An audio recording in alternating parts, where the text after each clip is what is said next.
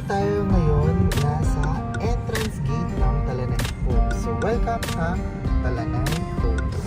So, ayan, 24/7 security, meron tayong security guard. Hello kuya, since kakilala na tayo dito, no? Ayan, say hi lang, pero you will also provide ID if you're not a resident here. So, ayan. So, sa pag-entrance mo pa lang, or pag-enter mo pa lang, bubungad na sa inyo yung right of way niya, na maraming mga puno din, no? Naka-landscape din yung sa right of way. And there you go, mga model units natin. And later on, again, we will be showing you around what inside. Hi future homeowners! Welcome back again to our YouTube channel here at Virtual House Tour. For today's vlog, we will feature another housing project dito sa Pampanga, which is here in Talanai Homes. And together with me, si... Hi! I'm Grace Mabalacat, the Senior Sales Coordinator under 𝐕𝐢𝐻𝐿 Properties. Yan, so she will be joining us dito sa virtual house tour natin for today. But before that, let's talk about the developer, Ma'am Grace. So, who is our developer Our here developer in Talanai? in Talanai is 𝐕𝐢𝐻𝐿, and we started last 2008.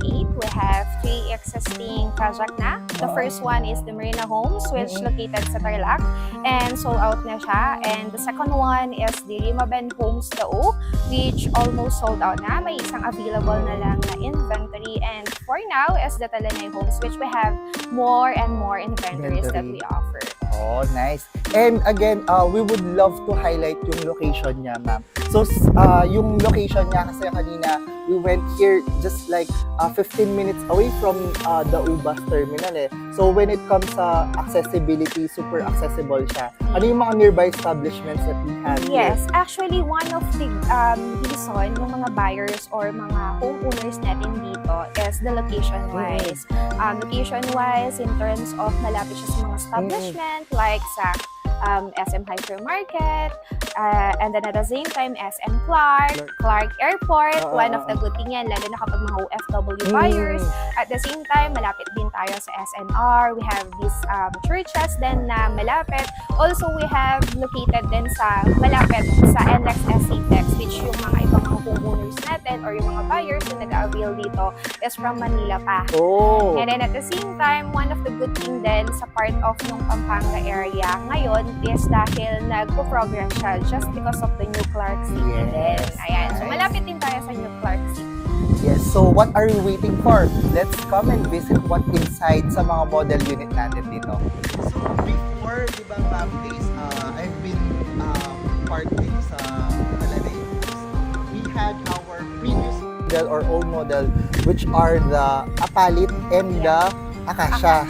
But right now, we do have an improved and better version, Yes, which are upgraded versions ng ating mga old model units before. And we have the Apitong model, and also we have the 𝐂𝐿𝐻𝐿 model. Yes. Ayan, it is a single attached unit also. Yes, so lalo na yung mga clients natin ngayon are really looking for single attached, no? And how many square meter or how many lot area and floor area do we have for 𝐂𝐻𝐻? For our 𝐂𝐻𝐻, the lot area is 65 square meter, and for the floor area, we have 62 square meter with 3 bedrooms and 2 toilet and bathroom. And for the Apitong one, is a single attached unit also. It is a 65 square meter lot area with the inner locations. And then at the same time, we have also a 50 square meter for the floor area with 2 bedrooms and 1 toilet and bathroom. Okay, so let's go. Let's go! So dito ma'am, as we can see, no, this will be your carport, no ma'am? Yes, all the units have the part of na may parking lot portions. Okay. And then dito sa facade niya, you could also have your, pwede na din mag-plantito-plantita dito, no? Yes, if mahilig ang mga buyers natin or future homeowner, they will have the part of nang gusto nilang magkaroon ng garden, landscaping. It's a better versions din na may mga part of ng mga halaman, greenery side area. And then for the portions of the property line of the 65 square meter from here, yung property line, up to sa part of no my flooring area. Yes. So let's come inside. Sige, ma'am. So as we enter dito sa Apitong model, we will be greeted with your living area. And by the way, Miss Grace, this is a fully furnished na model unit. Pero kapag sa turnover, it's just fully finished, right? We deliver the standard finish. Yes. The tiles, Naka-tiles na siya. We have also the ceiling na rin. And then, we have the partitions na doon. Livable na. Kumbaga, if in case na may gusto pang ipa-improve or ipa-renovate si buyer, possible naman yon. Pero if wala na, gamit na lang talaga yung dadalhin nila. Oo, yung dadalhin. So, this can be their inspirational model unit, no? So, this will be their living area. And so, right beside our living area is your dining area. So, pwede dito yung dining area natin, no, Miss Grace. And this one is already upgraded. So, parang nagtayo sila ng, dito, parang bar. Yes, this is our model unit po na naka-dress up na to give an future resident para sa kanilang inspiration for their dream home. So for the actual turnover, itong nasa center part na to is hindi siya kasama. But the buyers will pwede have nila, the option. They have the options na pwedeng gayahin nila to, yung mga nandito sa mga dress up model units natin.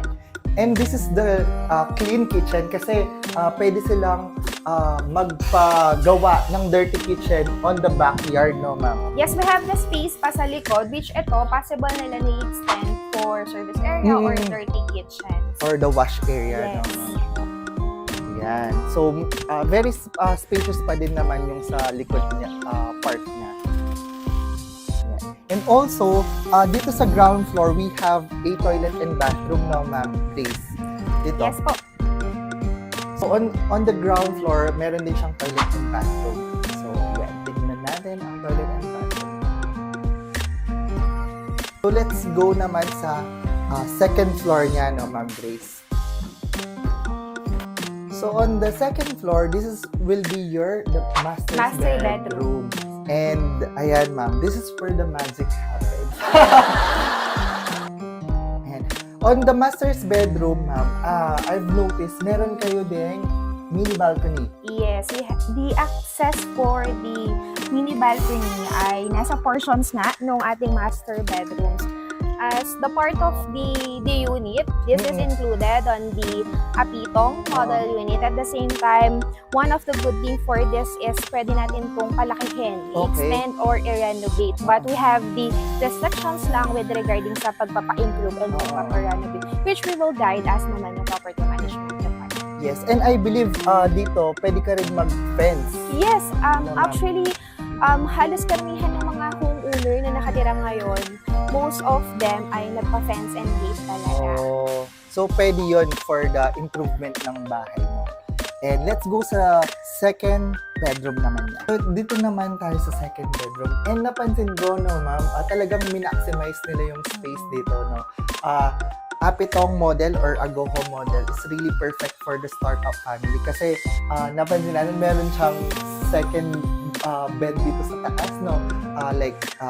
You have 2 or 3 kids, so kasya pa din yung single family dito sa single attached model natin, no? Yes, for this one is naka-improve na yung design niya. Ang turnover natin is naka-vinyl tiles na. At the same time, meron na tayong ceiling din sa taas. For this area is an inspiration para sa mga homeowner natin na pwede nilang ma-maximize yung part of nung kanilang area. Oh, nice.